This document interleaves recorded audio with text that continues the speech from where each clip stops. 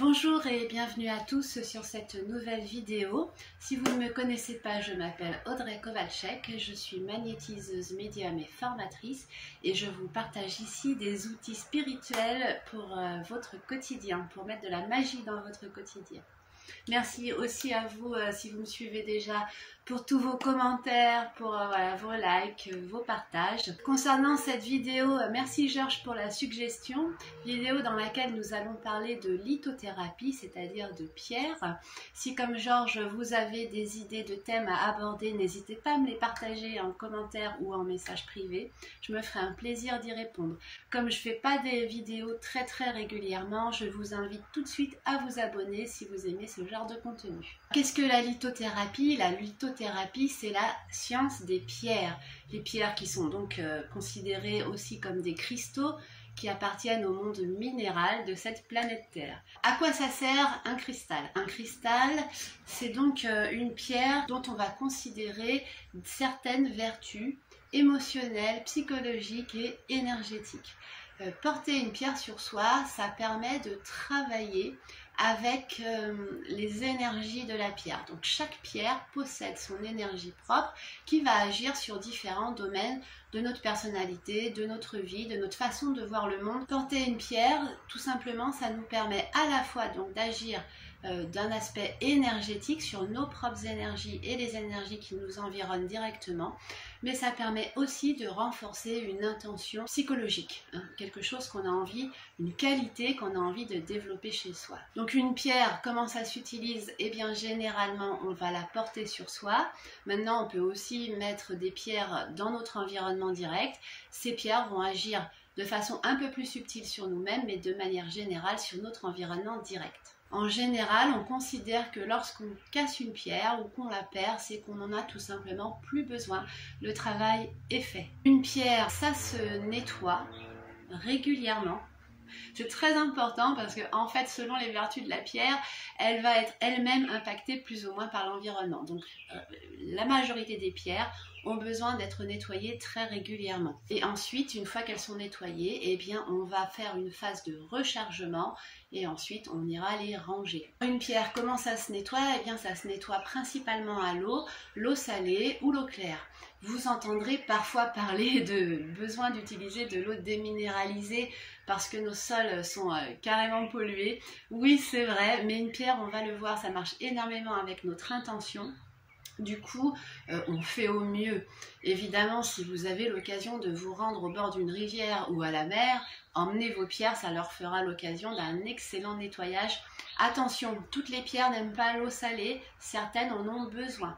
De manière générale, il n'y a pas trop de risques avec l'eau claire, mais attention, certaines pierres ne supportent pas l'eau salée. En dehors de l'eau, pour des petits nettoyages ponctuels, vous pouvez utiliser quelque chose qui se brûle. Typiquement de l'encens, de la sauge, pourquoi pas du thym. Vous brûlez en dessous la pierre. Ensuite, cette pierre, on va la recharger. Une pierre se recharge à l'extérieur, dans de la terre. Donc ça, si vraiment vous n'avez pas d'accès à l'extérieur depuis chez vous, ça peut être dans un pot de fleurs, c'est l'idéal.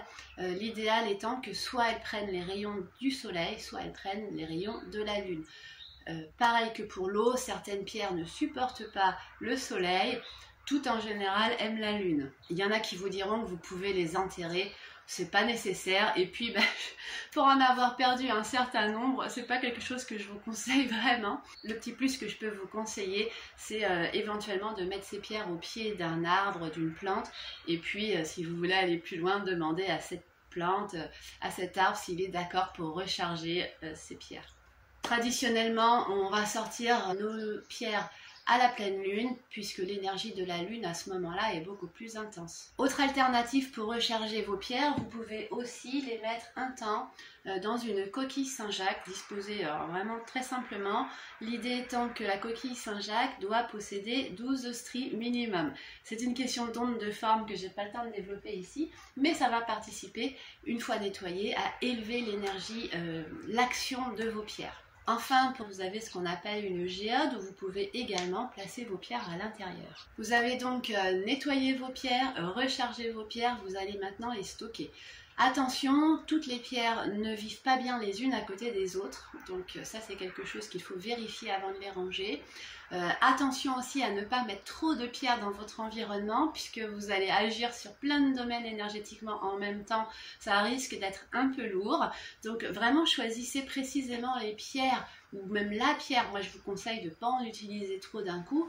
À titre personnel, j'en ai 2 dans ma pièce, 2, 3, et puis une sur moi à la fois. Et donc vous pouvez les ranger sur un meuble et disposer en déco, vous pouvez les laisser dans la coquille Saint-Jacques, et si vraiment vous ne voulez pas les utiliser tout de suite et que vous voulez qu'elles conservent leur pouvoir énergétique, vous les rangez à ce moment-là dans une boîte en plastique hermétique.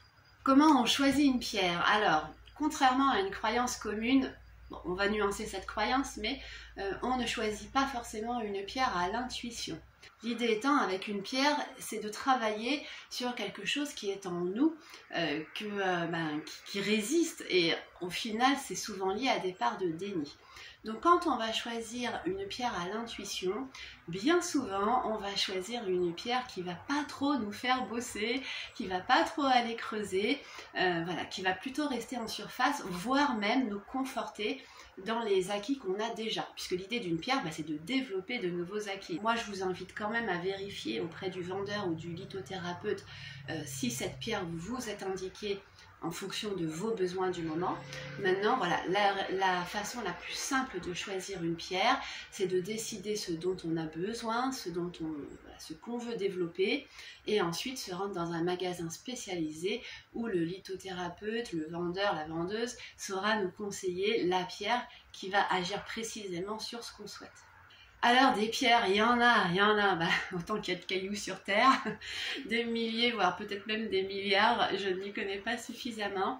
Donc comment savoir déjà avant d'utiliser une pierre, quelle pierre il nous faut, comment on la nettoie, à côté de laquelle elle pourra bien aller ou pas.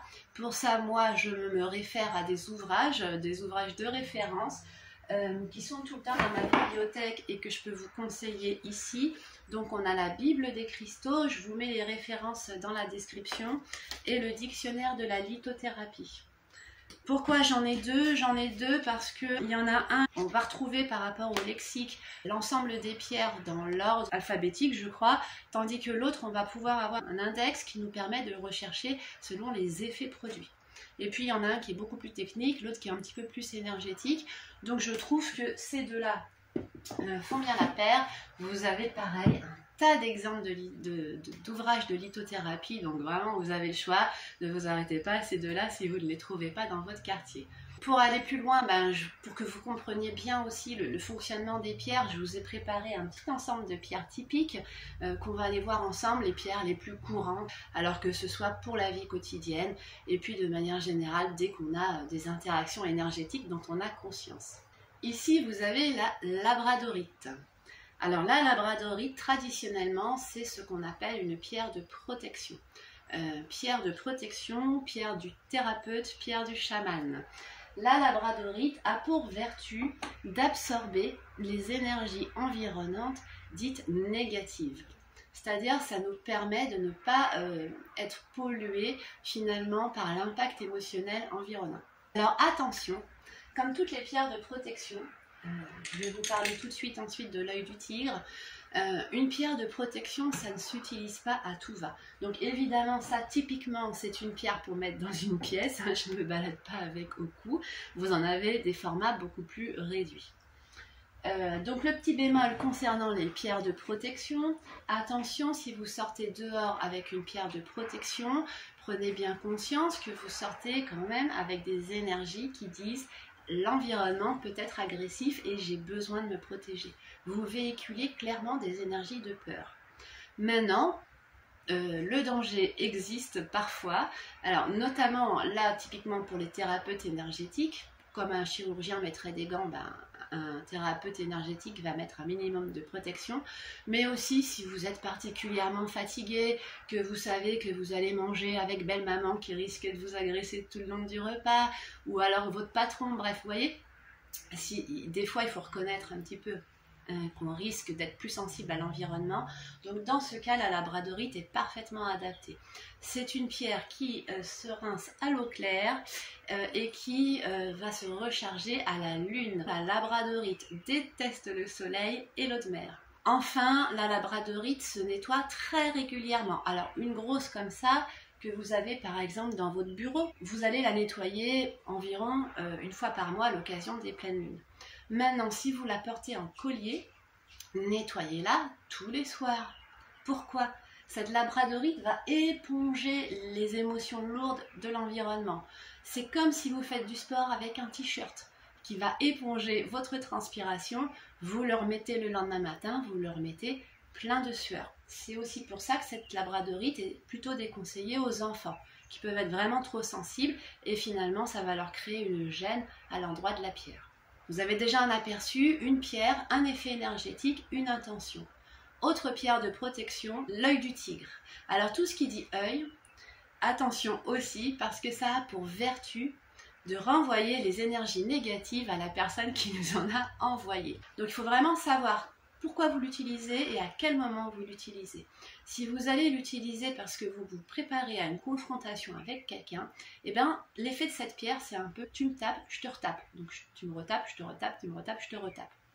Sachez quand même que d'un point de vue énergétique, les personnes qui pratiquent la magie, alors quand elle est blanche, il n'y a pas de problème, on récolte des belles choses. Quand on fait ce qu'on appelle de la magie noire, c'est-à-dire qu'on envoie des énergies nuisibles à une autre personne, alors ça peut être uniquement verbalement, hein, le pouvoir des verbes est très puissant, par la pensée, peu importe, les énergies sans la pierre vont revenir d'une manière ou d'une autre à cette personne. Nos énergies nous reviennent toujours. Donc moi, je mets toujours un petit bémol sur les yeux, l'œil du tigre en l'occurrence. Attention, voilà, à pas trop chercher à vous protéger. Pareil, vous sortez quand même de chez vous si vous portez une pierre comme celle-ci, en mode, oui, on cherche à m'agresser. Donc il y a beaucoup de chances que vous l'attiriez aussi. C'est pour ça qu'attention. Concernant les intentions qu'on pose avec une pierre, j'ai déjà entendu dire, oui, mais par exemple, l'œil du tigre, si je pose l'intention que cette pierre ne renvoie pas l'énergie négative, ça va le faire. Eh bien non. Hein, c'est comme si la pierre elle a son propre tempérament, son propre caractère et vous ne pourrez pas influencer. C'est la pierre qui va influencer. Vous influencez vous. Alors elle vous influencera plus fort si vous posez une intention psychologique. Mais voilà, j'ai envie de passer une soirée dans la bonne humeur avec belle maman. Voilà, là c'est une intention qui va porter. Mais ça va renforcer votre intention, mais ce n'est pas votre intention qui va pouvoir influencer l'utilisation de la pierre. En pierre aussi classique, on a ce qu'on appelle des pierres pour le cœur, donc ça évidemment on peut importer sans restriction, puisque souvent on a quand même besoin dans notre vie de rééquilibrer plus ou moins notre cœur. Donc vous avez deux excellentes pierres pour le cœur, pour agir sur l'énergie du cœur, donc de l'amour, pour éprouver de la sérénité, si on s'est un peu renfermé, pour rouvrir de nouveau son cœur aux autres, à la rencontre, à soi, pour pouvoir se porter un regard bienveillant sur soi, de la compassion envers les autres. Voilà, développer toutes ces vertus, c'est généralement le quartz rose, qui est une pierre très très douce. L'avantage des quartz, c'est qu'ils n'ont pas besoin ni d'être nettoyés, ni d'être rechargés. Ce sont eux qui vont recharger les autres pierres. Celle-ci, même à un enfant, donc on peut vraiment la porter sur soi. Au niveau du cœur, c'est ce top. Vous pouvez aussi, si vous avez une période de stress, voilà, vous avez vraiment besoin de retrouver la paix dans votre cœur, la sérénité, vous placez une pierre, alors peut-être un peu plus grosse que celle-ci, sous votre oreiller par exemple, ou à côté de la tête de votre lit, sur votre table de chevet. Idem pour les enfants un petit peu stressés, c'est super doux, super efficace. Autre pierre d'ouverture du cœur, l'aventurine. L'aventurine qui, alors peut-être qu'on va l'apporter quand on aura déjà fait un petit travail avec le quartz rose si on se sentait un peu fermé. L'aventurine, ça permet d'ouvrir son cœur aux autres, d'ouvrir un petit peu le sens de l'aventure, de la découverte de l'humain. C'est une pierre qu'on peut tout à fait mettre en contraste avec la labradorite. Typiquement, vous êtes hypersensible, hyper émotif, vous percevez énormément les vibrations, les énergies de l'environnement. Vous avez une petite appréhension à sortir de chez vous. Option A, labradorite, vous partez avec l'intention de vous protéger parce que vous avez peur d'être agressé par les énergies environnantes. Option B, vous sortez avec une aventurine, consciente que vous avez, ou conscient pardon, que vous avez besoin d'un petit coup de main pour vous aider à aller vers l'autre avec bienveillance, sympathie et puis ouverture de cœur tout simplement. Vous comprenez la nuance maintenant? On a des pierres d'ancrage, donc l'œil du tigre peut être utilisé comme une pierre d'ancrage. C'est une pierre qui va travailler sur le plexus solaire aussi, donc la façon dont on interagit. Si on a un environnement qui est safe, qui est sécure, et qu'on a un projet par exemple collectif, dans ce cas, on peut porter cet œil du tigre.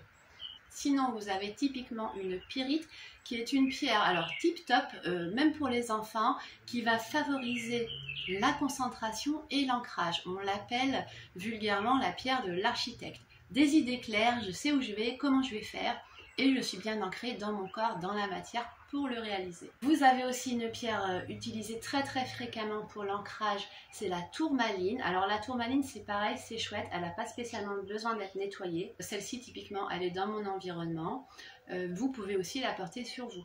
Donc vous portez une tourmaline sur vous, vous avancez dans la vie en conscience de votre ancrage. L'ancrage c'est quoi c'est prendre sa place là physiquement dans ce monde matériel, donc que ce soit à travers les biens matériels, avec son corps, dans la nature, etc. Vous la portez sur vous, elle va favoriser cet ancrage énergétique, vous allez le sentir plus facilement et vous allez pouvoir avec votre intention vous concentrer dessus. Une pierre à elle toute seule ne se suffit pas. Si vous prenez une tourmaline pour travailler votre ancrage, mais que vous ne payez pas vos factures, vous ne vous occupez pas de votre corps physique et de vos besoins physiologiques, ça ne va pas agir suffisamment. Par contre, ça peut vous donner l'élan d'agir plus facilement dans la direction que vous souhaitez. Vous avez ce qu'on appelle des pierres de canalisation. Alors typiquement ici, une jolie améthyste qui m'a été offerte par mon fils adoré. Vous avez aussi le cristal de roche qui est un quartz. Donc l'une et l'autre de ces pierres de la même façon ne se rechargent pas, ne se nettoient pas particulièrement. Elles ont toutes les deux la vertu de recharger d'autres pierres. Le cristal de roche, il va favoriser la canalisation de manière générale, l'ouverture du troisième œil et du chakra couronne si vous connaissez déjà un peu les chakras. Ça va vraiment laisser passer, fluidifier la canalisation. Typiquement, j'ai toujours un quartz dans les mains lorsque je canalise, que je propose une guidance, voilà, des choses comme ça. C'est aussi un expanseur énergétique, je ne sais pas comment dire. En fait, il va déployer l'énergie, il va augmenter l'énergie, donc plutôt les énergies positives. Si on est joyeux, eh bien, on va être encore plus joyeux si on porte un quartz sur soi. L'améthyste, elle, c'est une pierre qui va favoriser l'ouverture du chakra couronne, autrement dit le lâcher prise, l'acceptation de faire partie de quelque chose de plus grand que soi, et accessoirement ça va ouvrir les canaux de médiumnité. Donc attention, parce que ces deux pierres quand même favorisent la canalisation, on ne va pas les faire porter par des enfants ni les mettre dans une chambre d'enfant par exemple. Cette pierre, l'améthyste, elle est très bien pour vraiment quand on rumine beaucoup. Voilà, pour qu'on a besoin. En fait, ça permet d'accepter ce qui est. C'est ça, l'ouverture du chakra couronne, c'est j'accepte ce qui est. Sans me prendre la tête, sans jugement, c'est ça. Et voilà, tout roule, de toute façon, c'est comme ça. Ensuite, vous avez des pierres de confiance en soi, par exemple, typiquement la pierre du soleil, qui va activer notre pouvoir d'action, mais de manière à pouvoir agir en cohérence avec nos valeurs personnelles, d'être juste et sage dans l'environnement social. Donc quand on a besoin de développer sa confiance en soi, de s'imposer un peu plus, de par exemple défendre un projet devant une assemblée ou encore de faire valoir ses droits, par exemple typiquement une pierre lors d'un procès, pourquoi pas, on peut la porter. Alors quand on a des événements comme ça qui sont ponctuels du type un examen, voilà, un procès ou je ne sais quel événement particulier dans le temps, on peut décider de la porter par exemple 2 à 3 semaines avant le fameux événement. Du coup, elle va commencer à agir jusqu'à ce qu'on arrive 2-3 semaines de manière générale, c'est l'intégration énergétique. Et puis après, vous avez aussi des pierres d'expression qui vont être du type, ici j'ai une lapis lazuli et ici une lapis lazuli, pardon, et ici j'ai une akite. Deux pierres qui vont favoriser l'aisance de la parole, par exemple, de l'expression. La lapis lazuli va non seulement ouvrir le troisième œil, du coup la lucidité, l'objectivité, la capacité à capter avec justesse et sagesse son environnement et ce qui se passe en soi, et la gorge qui va être l'expression et l'écoute. Du coup, je suis capable de communiquer avec sagesse puisque je suis capable à la fois d'entendre et de m'exprimer avec authenticité. Alors là, c'est pareil, si vous avez un examen pour l'oral, c'est au top, ou même pour la préparation de votre examen, vous aurez les idées claires ou d'un gros projet que vous avez à défendre. Et l'Unakit, quant à elle, elle permet de s'exprimer en lien avec ses compétences, ses connaissances, voilà, d'avoir les idées claires. Alors là, c'est pareil, elle est parfaite pour un oral de concours ou une négociation d'un contrat professionnel, par exemple. Vous avez des pierres pour à peu près tout et n'importe quoi. Vous en avez évidemment pour la gestion émotionnelle, alors vous l'aurez compris. Déjà, toutes celles-ci, forcément, ça va aider sur l'émotionnel. L'améthyste qui permet d'arrêter les ruminations et donc le stress, le quartz rose qui apporte de la sérénité, la pierre du soleil qui va éliminer toute forme de trac, etc., etc. C'est pour ça que je vous invite à utiliser des ouvrages de référence, ça reste le plus simple. Écoutez, j'ai voulu cette vidéo complète, j'espère qu'elle répond à vos attentes. Je vous remercie infiniment de m'avoir suivi jusque-là et je vous retrouve avec grand plaisir pour de prochaines aventures spirituelles. Bye bye, prenez soin de vous.